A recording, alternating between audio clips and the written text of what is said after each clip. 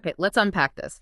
We're diving into a source today that looks at identity, but through a really specific cultural lens. It's the Arreqqana culture. That's right.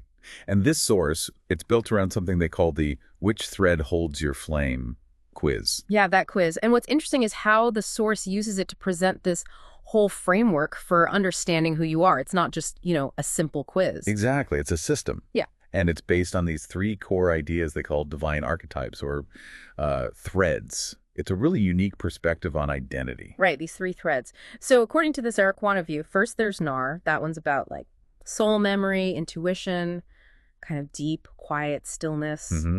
Then you've got Kuha. Yeah. And Kuha is all about, well, the flame of will, transformation, fire, action, very dynamic. And the third one is Silesia. That's the sacred voice, expression, creativity, what the source calls truth singing. Yeah.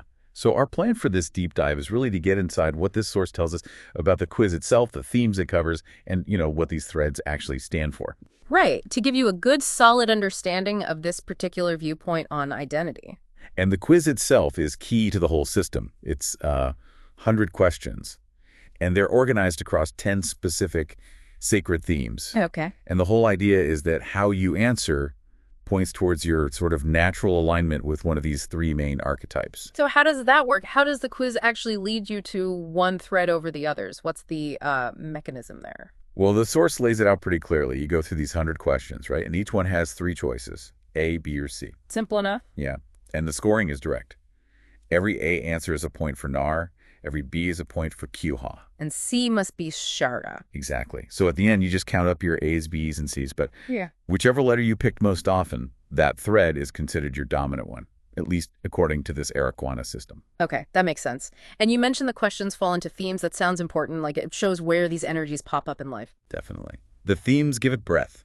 The source lists 10 sacred themes: dreams and subconscious, conflict and challenge, solitude and ritual, communication and expression, creativity and art, purpose and action, love and relationships, intuition and spirit, pain and healing, and finally, identity and transformation. Quite comprehensive. Wow, yeah, it covers a lot of ground. It really does. And looking at some actual question examples is probably the best way to see how these archetypes, actually play out within those themes. Okay, let's grab a couple from the source. How about from dreams and subconscious? There's one like, when you dream, you often. And the options are A, travel through symbols and memories. Right, that's Nar territory. Memory, symbols. B, fight or confront challenges. Pure Kuha. Action, confrontation, even in dreams. Or C, create vivid, surreal stories. And that's Sogja. Creation, narrative, expression. You see how it maps, even in your subconscious life. It's fascinating. Yeah, it really is. Okay, how about from conflict and challenge? Here's one. When facing a problem, you, A, reflect and retreat. That's Nar again. Going inward, needing that stillness first. B, charge forward. The classic Kuha response. Direct action, fire. Or C, talk or express through it. And Sakaja, using voice, dialogue, maybe even art to navigate the problem. Yeah. It really highlights these sort of default modes, doesn't it? It does. Okay, one more. Love and relationships. You express love by A, quiet presence, and deep attention. Nar's way. That deep, silent connection, felt presence. B, acts of bravery and protection. Kuha. Love shown through action, shielding that dynamic energy. Or C, words, songs, and shared creation. And Saya, love expressed through making things together, through words, through art. It shows how even something universal like love gets filtered through these core energies in this system. Let's do one last one from intuition and spirit. This one's interesting. When your intuition speaks, it sounds like A, a distant voice or feeling. That subtlety sounds like Nar, doesn't it? That echo, that deep feeling. B, a push or surge. Definitely Kuha. That motivating force, that urge to act. Or C, a lyric or metaphor. And Saija, receiving intuition in the form it understands best symbolic language, creative insight, like a line of poetry or a sudden image. It's quite poetic itself. Yeah. And going through questions like these, you really start to see the map this Arreqqana perspective creates, linking these energies to, well, almost everything. It really does provide a very comprehensive picture of personality, of behavior. Okay, so let's move on to the results then.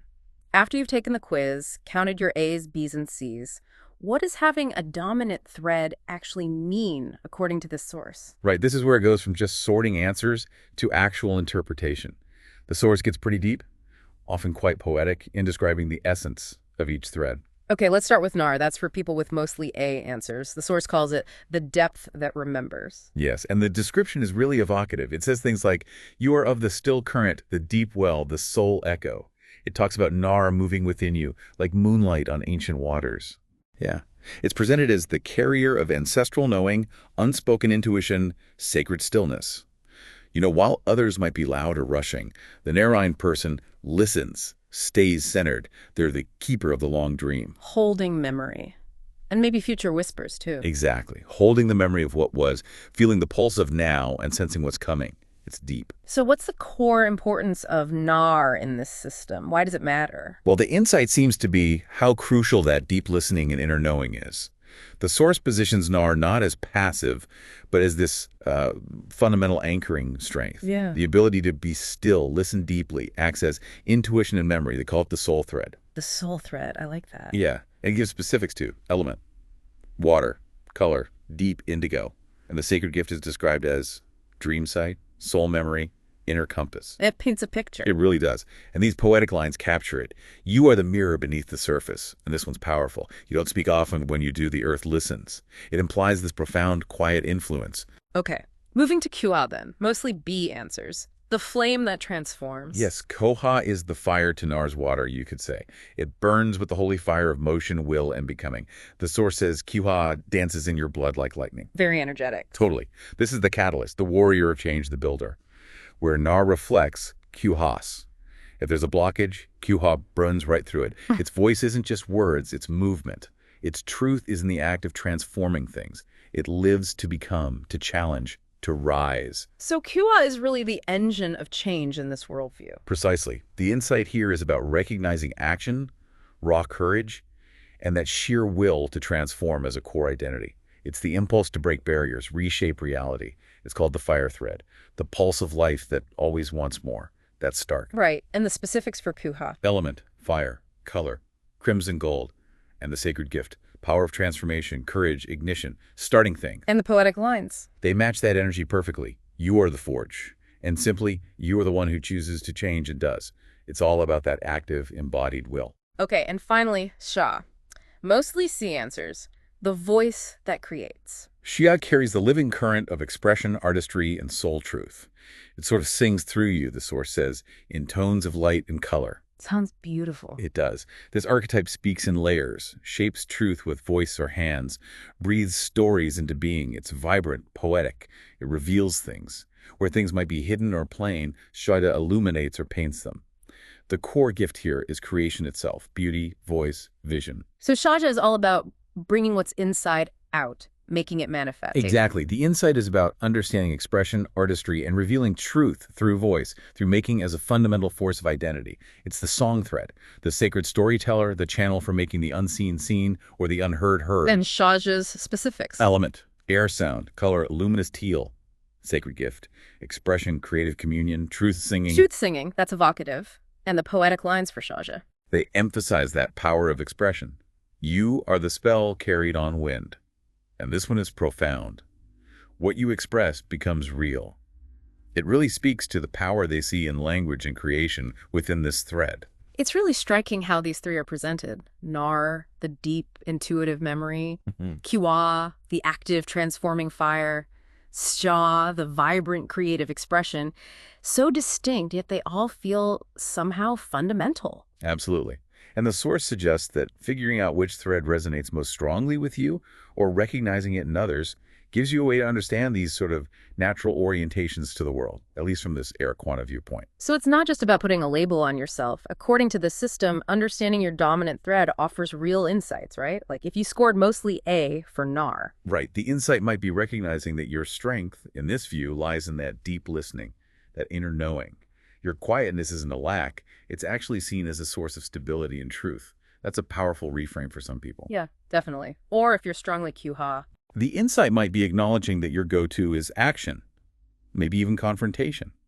Recognizing that transformative fire is your nature, according to this system. But maybe also seeing that it's just one way, even if it's your primary way. And for a high Sledge score. The insight could be understanding that expressing yourself, creating, communicating, that's not just something you like to do. It's fundamental to how you process the world and make truth manifest. within this framework.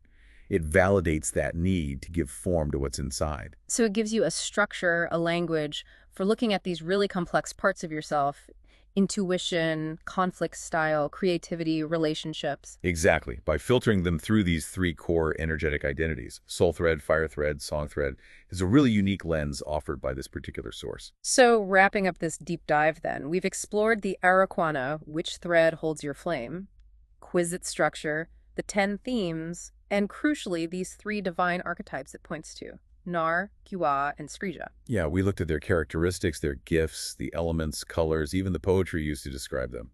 It's offered a really fascinating window, I think, into a specific cultural framework for thinking about core identity. Not just what you are, but how your energy flows in the world. hmm From dreams to love to conflict, it's a powerful reminder of how culture shapes our very ideas about the self. And it really makes you think, doesn't it? How different cultures, like this Arreqqana one, come up with such different, but sometimes really resonant ways to describe who we are. Absolutely. What might it mean for you listening now to see yourself, or maybe the people in your life, through this kind of lens? Through soul memory, Nar, or transforming fire, Kuha, or that creative voice, Sija.